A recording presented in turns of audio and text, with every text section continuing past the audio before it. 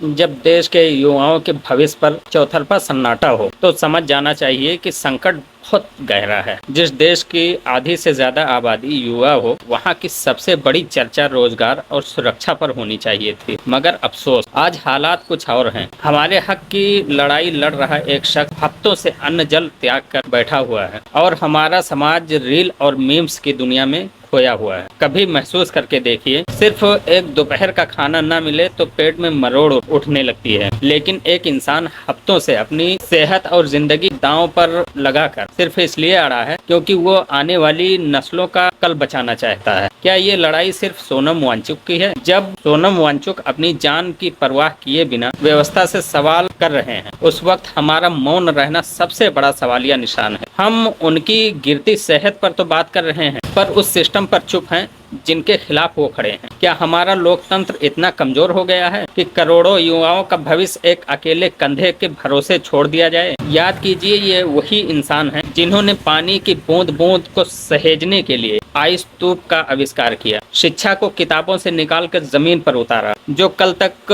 देश को समाधान दे रहा था, आज जब वो व्यवस्था से पारदर्शिता मांग रहा है तो हम तमाशा बीन क्यों बने हुए हैं? राजनीति अपनी जगह है दोस्त, आप किसी भी विचारधारा के समर्थक हो सकते हैं, ये आपका लोकतांत्रिक अधिकार है, लेकिन पेपर लीक का दर, सालों साल लटकी भर्तियां और बेरोजगारी की मार किसी एक पार्टी या सरकार का मुद्दा नहीं है। ये उस माँ बाप का दर्द है जो पाई पाई को जोड़कर अपने बच्चे को शहर पढ़ने के लिए भेजते हैं। ये उस छात्र की चीख है जो सालों लाइब्रेरी में गुजारने के बाद एक दिन अचानक सुनता है कि पेपर लीक हो गया। जब एक मेहनती युवा का भरोसा इस देश की व्यवस्था से टूटता है तो सिर्फ वो नहीं टूटता, देश की नींव कमजोर होती है।